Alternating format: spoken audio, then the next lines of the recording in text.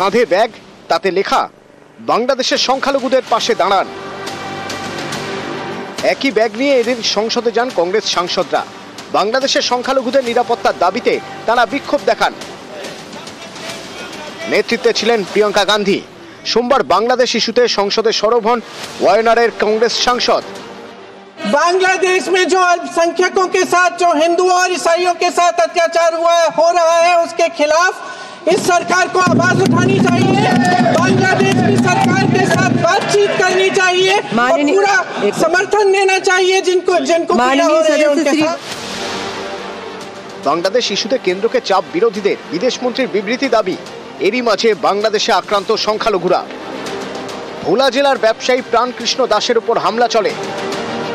বাংলাদেশের জাতীয় মহিলা সংগঠনের প্রাক্তন নেতা মণি কর্মকারও আক্রান্ত হয়েছেন। এই দুজনেই এখন হাসপাতালে চিকিৎসাধীন। সংখ্যালঘু হওয়ার কারণেই তাদের উপর হামলা বলে অভিযোগ। অন্যদিকে শেখ হাসিনার বিরুদ্ধে তদন্ত শুরু করছে বাংলাদেশের দুর্নীতি দমন কমিশন। হাসিনার বিরুদ্ধে 21,000 কোটি টাকা লোপাটের অভিযোগ। এ নিয়েই তদন্তের নির্দেশ ইউনূস সরকারের। হাসিনার বোন রেহানার বিরুদ্ধেও হবে তদন্ত। নিউজ 18 বাংলা। ভোটের চাপে ইউনূস সরকার। গতকালই ভোট ঘোষণা মোহাম্মদ ইউনূস বাংলাদেশ সরকারের।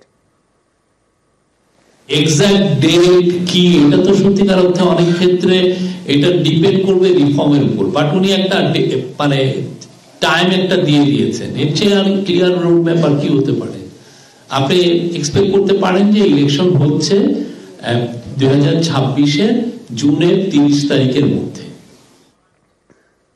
নিউজ 18 বাংলায় নিউজ রুম লাইভ নিয়ে আপনাদের সঙ্গে রয়েছে আমি তমশ্রী। শুরুতেই যে খবরের দিকে নজর রাখতেই হবে, রাজ্যের টাকায় এবার আবাসের বাড়ি। প্রকল্পের নাম বাংলার বাড়ি। মঙ্গলবার থেকে টাকা দেওয়া শুরু করলো রাজ্য সরকার। মুখ্যমন্ত্রীর ঘোষণা মতোই পদক্ষেপ। নবান্ন থেকে আনুষ্ঠানিক সূচনা মমতা বন্দ্যোপাধ্যায়ের। কেন্দ্রের বঞ্চনায় ফের চড়া সুর।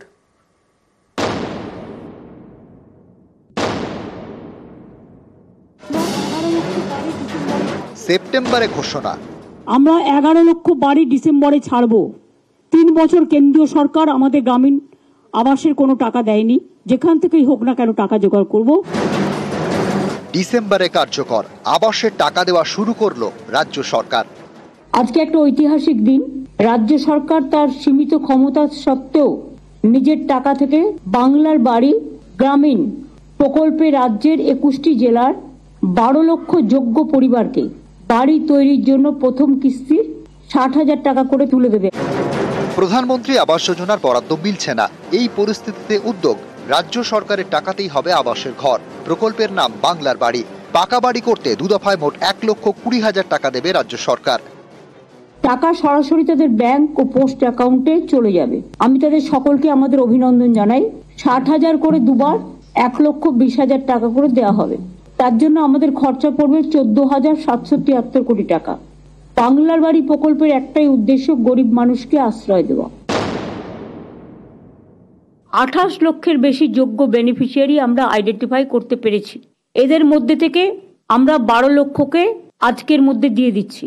কেন্দ্র যদি না দেয় আরো যে বাকি থাকবে 16 লক্ষ, দুটো কিস্তিতে 26-এর প্রথমের মধ্যেই আমরা দিয়ে দেবো। কেন্দ্রীয় সরকার তো এতদিন দেয়নি। আমরা প্রায় 24,000 কোটি টাকা পাই এ পারপাসে। তা সত্ত্বেও যখন দেয়নি তখন আমরা আমাদের যা আছে মোটা ভাত মোটা কাপড় নিয়েই আমরা মানুষ, কিন্তু আমরা ভিক্ষে চাই না। এখনো পর্যন্ত কেন্দ্রীয় সরকারের কাছ থেকে 1,71,000 কোটি টাকা পাই। 3 বছরে 69টা টিম পাঠিয়েছিল কেন্দ্রীয় সরকার। যা দেখতে চেয়েছে, যা জানতে চেয়েছে সবকিছু রিপ্লাই দেওয়া হয়েছে। তা সত্ত্বেও কোনো লাভ হয়নি।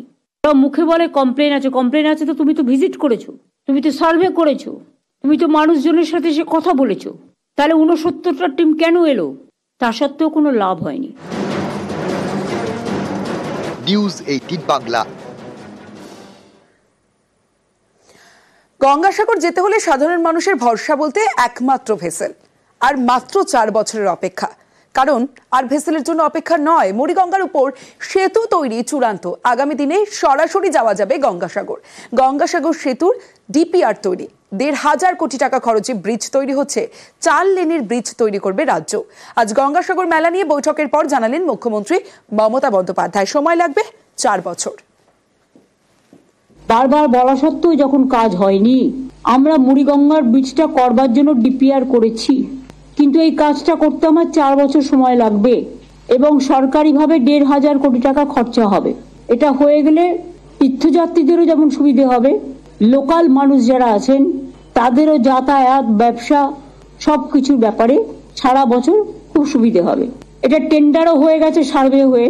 এটা 5 কিলোমিটার লম্বা এবং 4 লেনের এই সেতু তৈরি করার জন্য খরচা আমি আগেই বলেছি 1,500 কোটি টাকা। এই সেতুটার নাম হবে গঙ্গাসাগর সেতু। যদিও জাতীয় মেলা বারবার বলা সত্ত্বেও এখনো ঘোষণা করা হয়নি। কুম্ভ মেলা থাক জাতীয় মেলা, এই ক্ষেত্রে তারা সব টাকাটা পায় গভর্নমেন্ট অফ ইন্ডিয়ার, কিন্তু গঙ্গাসাগরটা না ঘোষণা করায় সব টাকাটাই খরচা হয় রাজ্য সরকারের তহবিল থেকে। সুতরাং আমি আজকে আবার বলবো, আবার একটা চিঠি যাবে। উদ্যোগে মুখ্যমন্ত্রী মমতা বন্দ্যোপাধ্যায় দ্রুত ঘরে ফিরবেন বাংলাদেশে আটকে থাকা কাকদ্বীপের মৎস্যজীবীরা। মাছ ধরতে গিয়ে বাংলাদেশ সীমানায় ঢুকে পড়েন 95 জন মৎস্যজীবী। প্রায় 2 মাস ধরে এই আটকে বাংলাদেশে। তাদের দেশে ফেরাতে স্বরাষ্ট্র মন্ত্রকে চিঠি মুখ্যমন্ত্রীর। আমাদের 2টো ট্রলার আপনারা জানেন যে বাংলাদেশে জলে গিয়ে আটকে গেছে, তাদের তারপরে জেলে নিয়ে যাওয়া হয়েছে। আমরা যথাসাধ্য যা যা করার রাজ্য সরকারের পক্ষ থেকে আমরা করছি। আমরা আশা করি আমরা সহযোগিতা পাব। বাংলাদেশে আটকে কাকদ্বীপের 95 জন মৎস্যজীবীদের ফেরাতে মুখ্যমন্ত্রীর উদ্যোগ। মৎস্যজীবীদের জন্য কেন্দ্রকে চিঠি মুখ্যমন্ত্রীর। মৎস্যজীবীদের দেশে ফেরানোয় তৎপরতা তুঙ্গে। উত্তাল বাংলাদেশ, ভারত বিদ্বেষ চরমে।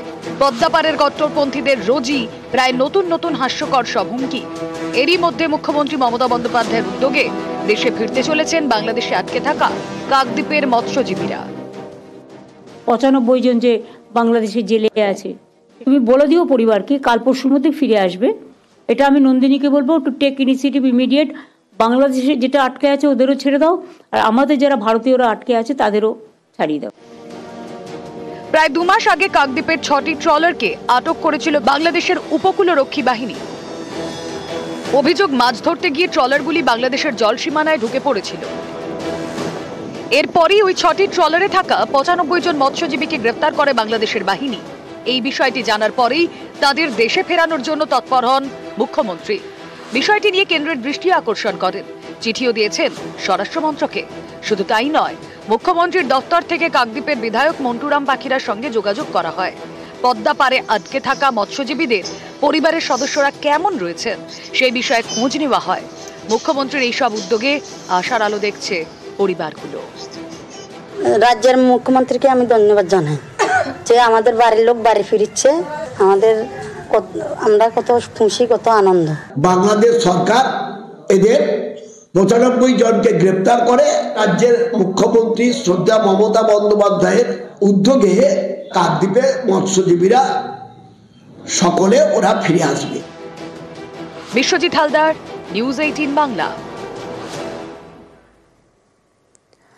গত আগস্ট থেকেই অশান্ত বাংলাদেশ, আর সেই বাংলাদেশে ফের আক্রান্ত সংখ্যালঘুরা। পদ্মাপাড়ের সংখ্যালঘুদের পাশে দাঁড়ানোর বার্তা কংগ্রেস সাংসদ প্রিয়াঙ্কা গান্ধীর। মঙ্গলবার সাহায্যের বার্তা দেওয়া ব্যাগ নিয়ে সংসদে যান ওয়েনারের সাংসদ। বাংলাদেশের সংখ্যালঘু নির্যাতন নিয়ে এদিন সংসদে বিক্ষোভ দেখান কংগ্রেস সাংসদরা। অন্যদিকে বাংলাদেশের কট্টরপন্থীদের ভারত বিদ্বেষী হুমকি চলছে। বাংলাদেশের কট্টরপন্থীদের গলায় ভারত বিদ্বেষ, আর সে দেশে রক্তাক্ত সংখ্যালঘুরা। মৌলবাদীদের বিরুদ্ধে হামলার অভিযোগ। গত মাসে বাংলাদেশে ইসকনের সন্ন্যাসী চিন্ময় কৃষ্ণ দাসকে গ্রেপ্তার করা হয়। তারপর থেকে অশান্ত বাংলাদেশ, সংখ্যালঘুদের উপরে অত্যাচার হচ্ছে বলে অভিযোগ। এ নিয়ে মঙ্গলবার বার্তা দেন কংগ্রেস সাংসদ প্রিয়াঙ্কা গান্ধী।